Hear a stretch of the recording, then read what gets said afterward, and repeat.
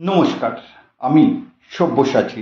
আজ আমি আপনাদেরকে নিয়ে চলেছি এক অনন্য অভিযানের দিকে, এক রহস্যময় অন্তিম সীমানায়। এক নারীর গল্প, যিনি সাহস, সংকল্প আর স্বপ্নের প্রতীক হয়ে উঠেছিলেন। তিনি হলেন এমিলিয়া ইয়ারহার্ট। আজও পৃথিবী তার নাম শুনলে থমকে যায়, কারণ তার জীবন এক জয়যাত্রা, তার অন্তর্ধান এক অমীমাংসিত রহস্য। 1897 সালের 24শে জুলাই কানসাসের আচ্চিসনে জন্মগ্রহণ করেছিলেন এমিলিয়া। ছোটবেলা থেকে তিনি ছিলেন অদম্য, ভয়হীন। যখন অন্য মেয়েরা পুতুল নিয়ে খেলতো, এমিলিয়া দৌড়তো, গাছে উঠতো, দুঃসাহসিক কাজ করত। তখন থেকেই যেন আকাশ তাকে ডাকতো। প্রথমবার বিমান দেখার পর এমিলিয়ার মন ঠিক করে নেয়, একদিন সে উড়বে এবং আকাশের সীমানা ছাড়িয়ে যাবে। ধীরে ধীরে এমিলিয়া হয়ে উঠলেন নারীদের প্রথম দিকের বিমানিকদের একজন। 1928 সালে তিনি প্রথম নারী হিসেবে আটলান্টিক মহাসাগরে পাড়ি দিলেন কো পাইলট হিসেবে। এই কীর্তি রাতারাতি তাকে তারকা খ্যাতি এনে দিল। কিন্তু এমিলিয়ার মন তাতে তৃপ্ত হয়নি। তিনি চেয়েছিলেন নিজেই বিমান উড়িয়ে বিশ্ব ভ্রমণ করতে, এমন কিছু করতে যা আগে কোনো নারী তো দূরের কথা, কোনো পুরুষও সম্পূর্ণরূপে করেনি। 1937 সাল এমিলিয়া পরিকল্পনা করলেন সারা পৃথিবীকে বিমান চালিয়ে প্রদক্ষিণ করবেন। তার সঙ্গী ছিলেন ফ্রেড নুনান, এক দক্ষ নেভিগেটর। তারা যাত্রা শুরু করলেন। প্রতিটি ধাপ ছিল বিপজ্জনক, প্রতিটি দিন ছিল এক যুদ্ধ। পাহাড়, সমুদ্র, মরুভূমি, ঝড়, যান্ত্রিক গোলযোগ, কিছুই তাদের দমাতে পারেনি। 2রা জুলাই 1937 তাদের গন্তব্য ছিল এক ছোট্ট দ্বীপ, হাউল্যান্ড আইল্যান্ড, প্রশান্ত মহাসাগরের মাঝখানে অবস্থিত। কিন্তু তখনই শুরু হলো রহস্যের আবরণ।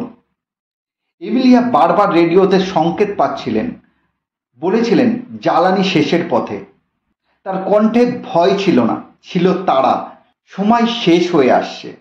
শেষ রেডিও বার্তায় তিনি বলেছিলেন, we are running north and south. তারপর নীরবতা, চিরতরের জন্য। বিশ্বের সবচেয়ে বড় তল্লাশি অভিযান শুরু হলো। জাহাজ, বিমান, স্যাটেলাইট, রেডিও, সব প্রযুক্তি লাগানো হলো। কিন্তু এমিলিয়া কোথাও নেই। কোনো ধ্বংসাবশেষ, কোনো প্রমাণ মেলেনি।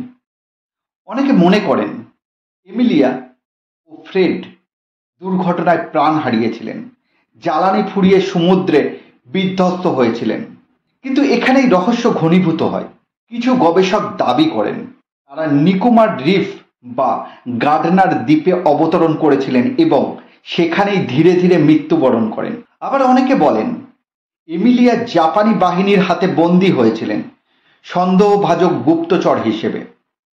আরেকটি দল মনে করেন তিনি গোপনে নিজের পরিচয় বদলে আমেরিকায় ফিরে এসেছিলেন এবং অন্য জীবন যাপন করেছিলেন।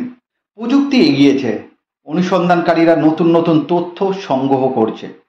কখনো পুরনো হাড়ের টুকরো, কখনো বিমানের ধ্বংসাবশেষ। প্রত্যেকটি আবিষ্কার যেন আরেকটি প্রশ্ন উস্কে দেয়। কিন্তু আজও এমিলিয়া ইয়ারহার্টের রহস্য সমাধান হয়নি। তিনি হারিয়ে গেছেন আকাশের নীলে, যেখানে সাহস আর রহস্যের সীমা মিশে যায়। তিনি ছিলেন সেই মেয়ে যিনি পাখির মতো মুক্ত হতে চেয়েছিলেন। তিনি ছিলেন সেই নারী যিনি বিশ্বকে দেখিয়েছিলেন স্বপ্ন কোনো বাধা মানে না। এবং আজও তার অন্তর্ধান আমাদেরকে মনে করিয়ে দেয় কিছু গল্প, কিছু মানুষ চিরকাল রহস্য হয়ে থাকে। এই ছিল এমিলিয়া ইয়ারহার্টের রহস্যময় অভিযান। আমি সব্যসাচী, আবার আসবো এমনই এক রহস্যময় গল্প নিয়ে। ততদিন পর্যন্ত আকাশের দিকে তাকিয়ে স্বপ্ন দেখতে থাকুন। ধন্যবাদ।